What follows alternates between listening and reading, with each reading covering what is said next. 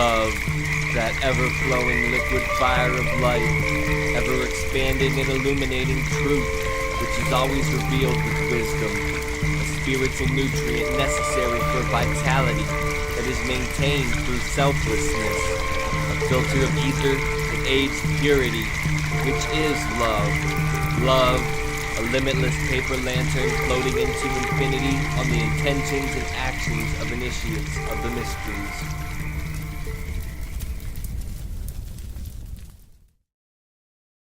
Phoenixes to the Spiritual Phoenix Podcast, where we make a daily offering to the divine by putting our past on the pyre, searching the smoke for spirituality, turning the ashes into art, adapting isolation into connection, and manifesting mental wellness.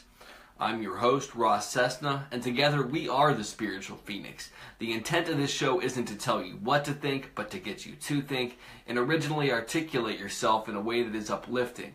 We are the artists of our lives, and today is a blank canvas. Let's collectively create a better tomorrow. And now I'd like to take a moment and focus on what we're grateful for.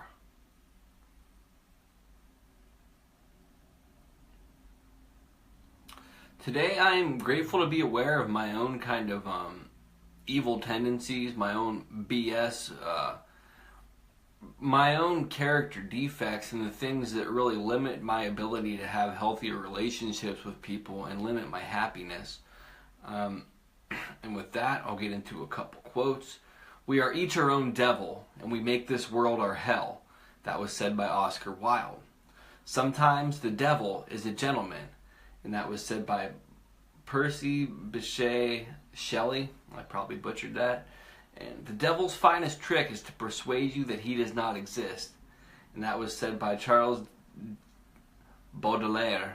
And that's kind of the topic I want to get into today, is the devil's finest trick is to persuade you that he doesn't not exist.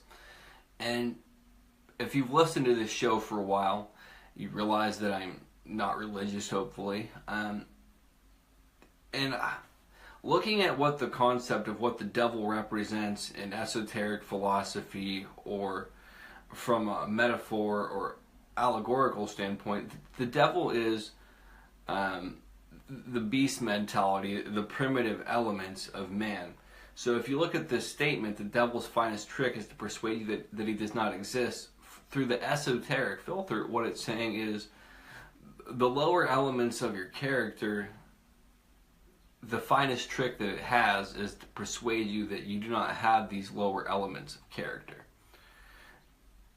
So for example, like me trying to be a nice guy, quote unquote nice guy. I've talked about this concept before. The thing is that it's really hiding all the negative elements of my character. And that kind of goes into the concept of being extremely spiritual and thinking how holy you are, and that holier than thou attitude, or I'm so spiritual, look at these bootlicking supplicants that are below me, and it might not be that extreme.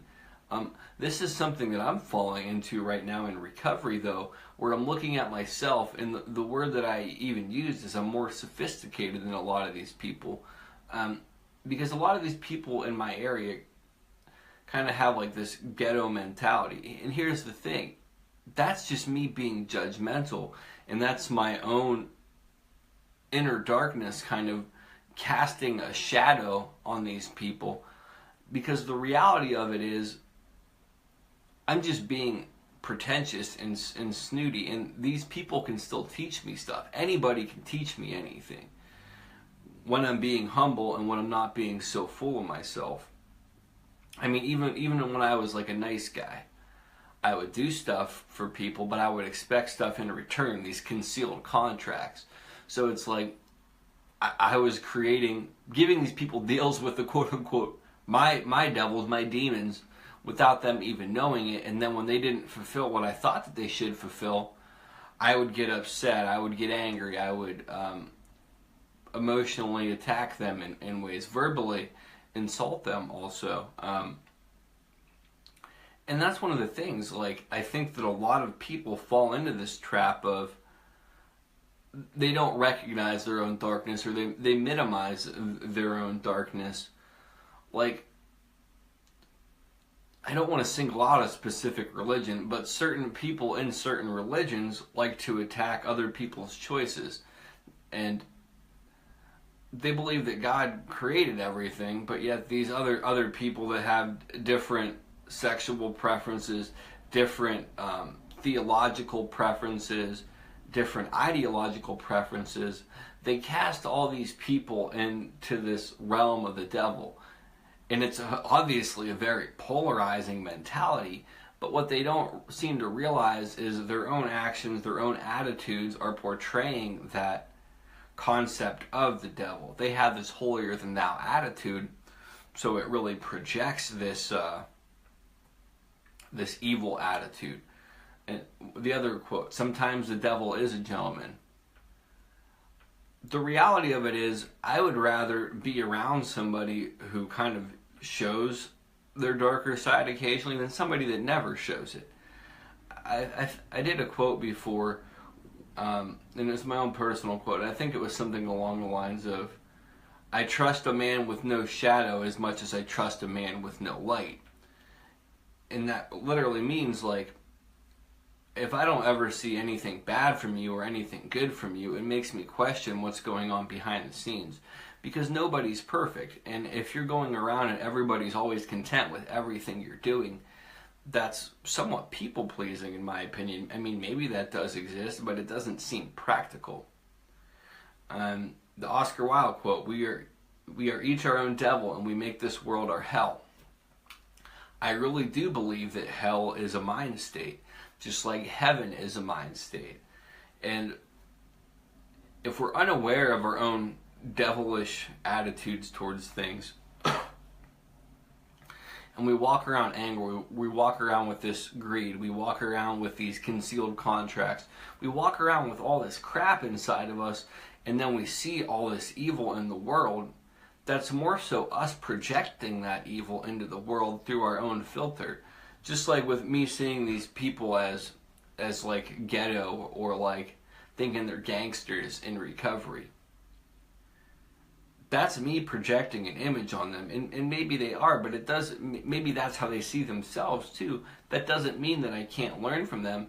And here I am limiting my own support group because of these things that don't matter. Like, I'm focusing on the differences instead of the similarities. What are the similarities?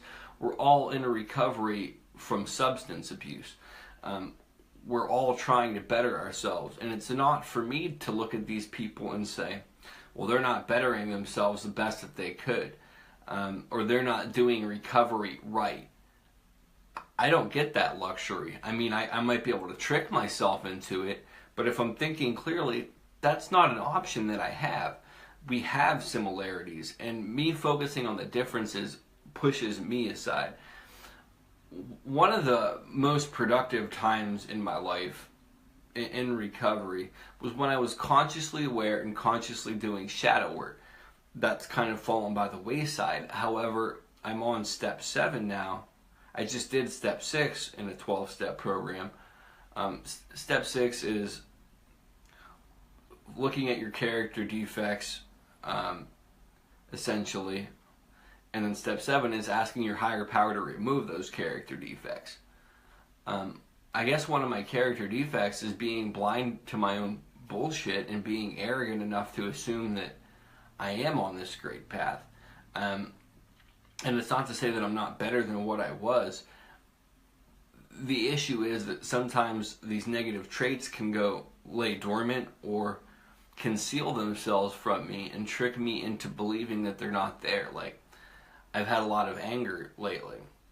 The anger isn't really about anything else. It's about me not wanting to deal with the reality of stuff. My sponsor had used this this little story where he talked about somebody cutting you off in traffic and then you being upset about it. And he essentially said, what are you upset about? Nothing happened, you know, and it just is what it is. You can spend the rest of your day being upset and angry about it, but it doesn't accomplish anything. And for me, that's kind of an indulgence in some ways. I'm indulging in anger. And if I react on this anger over little things that don't matter, that's going to affect me. The more I indulge in stuff like that, the more I will constantly indulge in it. I have to remember I do have a shadow. I do a lot of good stuff, don't get me wrong. I do a lot of crap too, and I think a lot of crap still. That's totally fine. That's normal. Suppressing the fact that that's a reality is going to hinder me more. And that's akin to assuming that the devil doesn't exist, or my lower base instincts, my lower nature doesn't exist. It does. This whole episode is really about calling myself out and putting myself on blast and saying, dude, you still can fall into these traps. I'm not ever going to be removed from the ability to fall into lower habits or lower things, and it's okay that I do. It's normal that I do if I can pull myself out of it. But if I perpetuate my own crap, it's eventually going to lead to consequences that I may not like. I have the options of being humbled or being humiliated by my behavior. So I can choose to humble myself consciously, or externally circumstances will arise that will humiliate me. That's really all I got on this. I've set up a Patreon account if you like the podcast and you want to support these efforts. It just seems to be a better model than filling this with a bunch of ads and trying to sling different products to you or stuff like that. You can follow me on social media at Spiritual Phoenix, Phoenix, or you can visit the website, thespiritualphoenix.com. That's in the banner below if you're watching the video on YouTube or Facebook. With that, I love, respect, and appreciate all of you. Love and light. I'm going to put this episode on the pyre. Don't believe. Don't follow.